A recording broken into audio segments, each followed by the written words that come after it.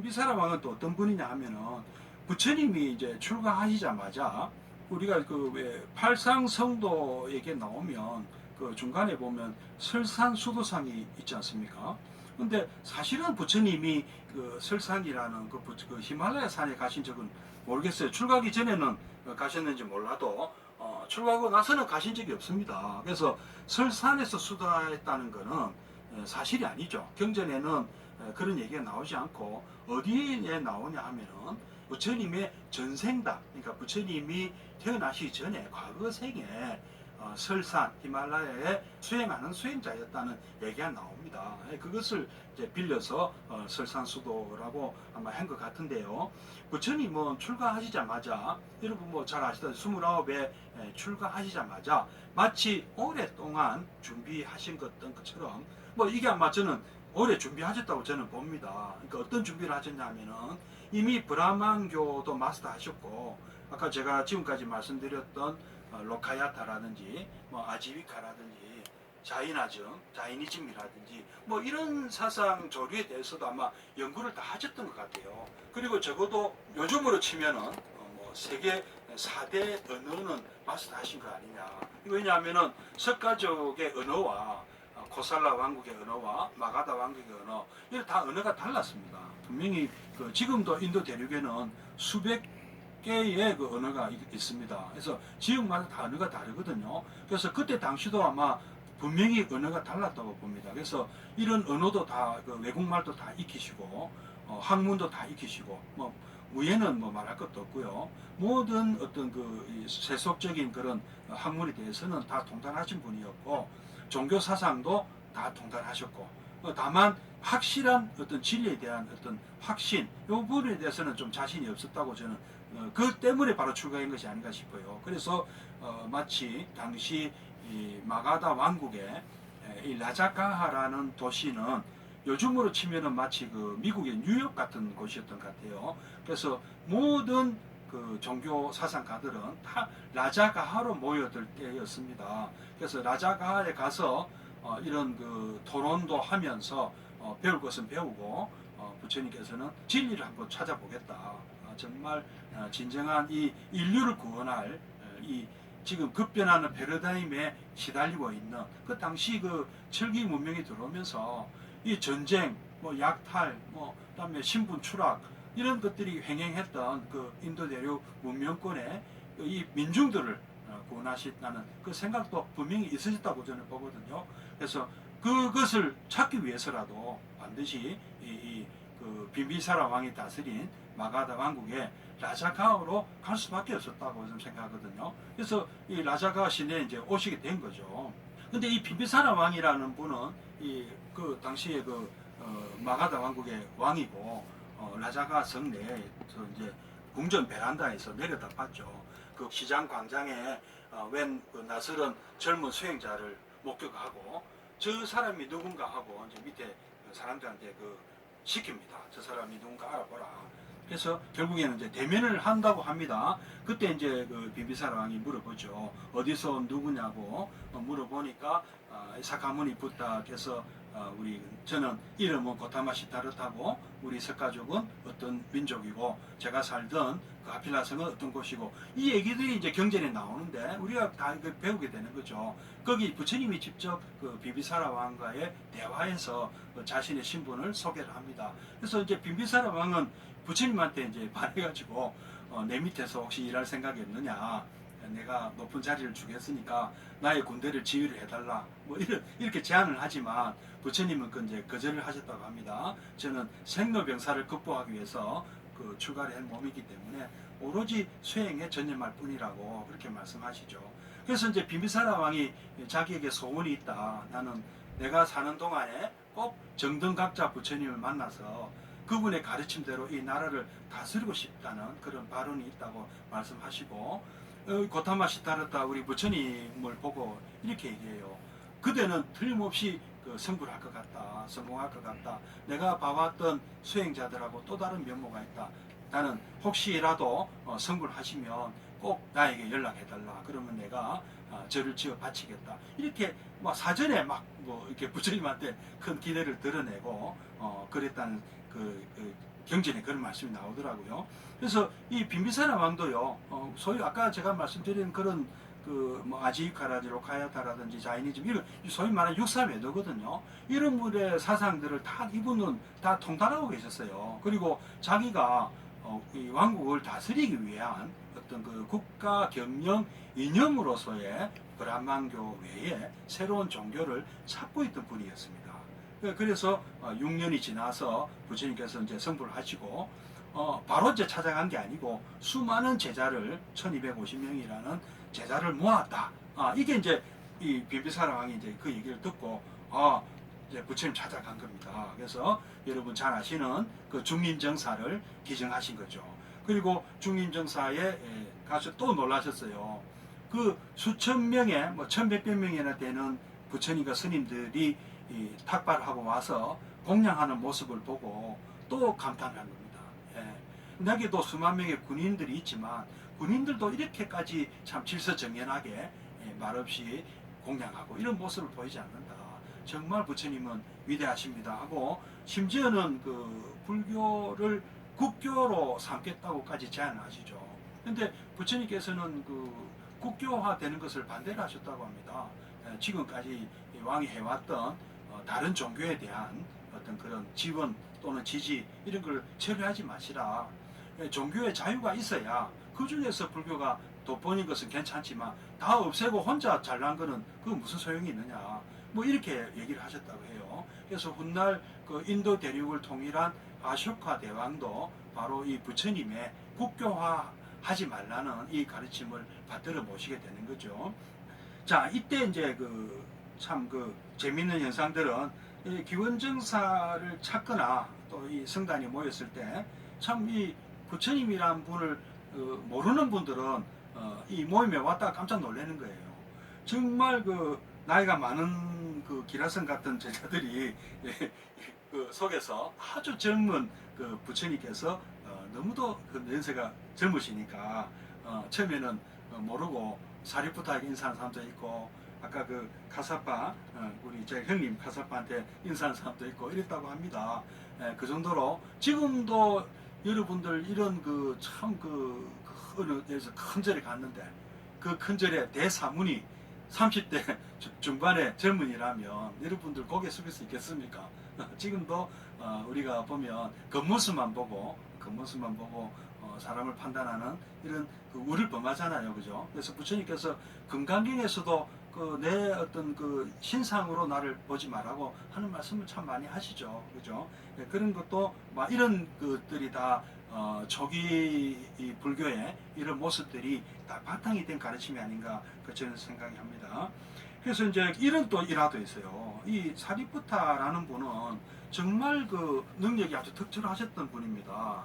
심지어는 부처님께서 좀 몸이 안 좋으시면 대리로 이렇게 강의도 하셨어요. 그래서 어떤 제자들은 부처님이 설명 먼저 한번 하시고 그다음에 사리푸타가 또 보충 설명을 하면은 또 쉽게 알아들었다고 할 정도입니다. 그래서 참 대단한 분이고 여러분 또 혹시 아실지 모르겠습니다만은 배신자 제바달다 이라는 배신자가 있죠. 부처님의 이제 사촌 동생인데 이 사람이 부처님 제자 약 500명을 데리고 나가버리죠. 그래서 500명의 제자들은 제바달다의 얘기에 금방 넘어가서 이제 따라갔지만 사리푸타도 같이 따라갔대요. 그래서 이제 제바달다는 사리푸타가 자기를 지지했기 때문에 온 줄로 착각했고 제바달다는 자기가 뭐 설법할 능력이 없으니까 자기는 이제 좀 쉬겠다 하고 부처님 흉대를 낸 거죠. 사리푸타들어 대신 좀 강의를 해달라, 설법을 해달라 이렇게 부탁을 했다고 합니다. 근데 제바달다가 잠이 들고 이 사리푸타가 이제 설법을 하면서 제바달다가 갖고 있는 문제점을 얘기를 하고 부처님을 다시 따르기를 500 제자들한테 설득을 하죠. 그래서 500 제자는 우리가 잘못 생각했구나 하고 부처님에게 돌아오게 됩니다. 잠에서 깬 제바달다는 엄청 충격을 받고 부처님을 살해하려는 그런 말하자면 아주 나쁜 그런 생각을 하게 되죠. 결국에는 3번이나 부처님을 죽이려고 시도를 했지만 끝내 이제 실패하게 되는 거죠. 자, 그리고 이제 여러분들 아까 제가 처음에도 말씀드렸습니다. 수많은 대승경전에서 이 부처님을 직접 따르고 설법을 들었던 우리 이런 제자들을 성문 제자라고 합니다. 성문 제자라고 하는데 이 성문 제자들을 대표할 때 꼭 사리푸타를 보통 거론을 합니다. 근데 여러분들 그 사리자라고 하죠. 근데 이 사리자 할 때 자는 아들 자자입니다. 그 인도 사람들은 그 어머니 이름 뒤에다가 아들 자자를 붙여서 이름으로 많이 불렀던 것 같아요. 그래서 아까 그 산자야 벨라티 푸타도 뒤에 있는 그 푸타라는 말이 아들이라는 뜻입니다. 그러니까 벨라티의 아들이다 이런 뜻이죠. 그래서 사리푸타라는 말은 사리의 아들이다. 그래서 그 사리푸타의 어머님 이름이 사리인 거예요. 그래서 사리푸타라는 이제 이름을 갖게 된 건데요. 그래서 그 관자재 보살이 여러분 잘 아시죠? 반야신경에 어떻게 나옵니까? 관자재 보살 행신 반야 바라밀다시 조견 오온개공 도일체고액 하면서 사리자하고 사리자를 부르죠. 예. 자, 사리자에게 방문 말씀을 하는 거예요. 그래서 우리가 그 경전을 보면 여시 아문으로 시작하고 그 다음에 보면 꼭 그 청법자가 나오는 경우가 많습니다. 물론 청법자가 없는 경우도 있습니다. 그러나 청법자가 나오는 경전들이 참 많거든요. 그러니까 그것을 의미를 잘 우리가 잘 생각해 보면은 저는 그렇게 생각합니다. 청법자는 바로 부처님께서 설법하는 대상을 대표하는 분이다고 저는 생각을 합니다. 바로 반야신경 같은 경우는 참 이 우리가 부처님 경전을 초기 경전을 마스터하신 분들, 그러니까 정말 수행을 많이 하신 분들, 이 아라한의 위에 오르신 사리푸타라든지 이런 대단한 이 대사문들을 위한 가르침인 거죠. 그분들에게 지금 그 알고 있는 그 아라한의 위에 만족하지 말고 구경연반을 얻고 안욕따라 삼약삼보리심, 즉 무상정등각자, 그리고 그 일체 중생을 구원하는, 일체 중생을 돕는 대보살 되시라고 아마 정법 대상이 바로 사리푸타 같은, 사리자 같은 이런 그 말하자면 성문 제자들, 그러니까 아주 뛰어난 제자들에게 하시는 말씀, 그러니까 지도자의 역할을 해달라는 그런 말씀의 뜻이 있다고 저는 생각이 되고요. 뭐 수보리 존자도 여러분 정법자가 나오죠. 예, 우리가 잘 알고 있는 금강경에 나오는 수보리 존자, 수부티 존자도 저도 그런 생각이 듭니다. 사리푸타 존자는 브라만 출신인데 이 수보리 존자는, 이 수부티 존자는 크샤트리아 계급이었습니다. 그 부처님에게 큰 그 기원정사를 기증했던 수달타 장자의 조카가 되는 분이래요. 그래서 이분은 말하자면은 뭐 요즘으로 치면은 재벌 2세나 뭐 재벌 3세 뭐 이런 정도에 해당되는 거죠. 아주 학벌 뭐 어마어마한 뭐 외국의 유명 대학 그 나오고 박사학위까지 있다든지 또 엄청 돈이 많고, 그러나 이런 사람들은 지밖에 모르는 사람, 처음에 수보리 존자도 그랬다고 합니다. 수보리 존자도 정말 자신밖에 모르던 사람이었는데 어느 날 부처님께서 하시는 법문을 듣고 감동을 받고, 그 법문 내용이 바로 금강경의 내용입니다. 그래서 부처님, 제가 이 금강경 말씀을 듣고 제가 지금까지 잘못 살았다는 것을 알게 되었습니다. 부처님, 바로 이 말씀을 우리 많은 선남자 선여인들, 우리 양가집 자제들, 이 크샤트리아 계급에 공부는 많이 했지만 어떤 삶을 살아야 될지를 모르는 이런 젊은이들에게 좀 가르쳐 주십시오. 이 내용이 저는 금강경이 아닌가 생각합니다. 요즘 그 재벌 2세, 3세들의 갑질에 참 우리 여러분들 우리 많이 실망했고, 참 왜 사람들이 저렇게 사나 이렇게 생각하지 않습니까?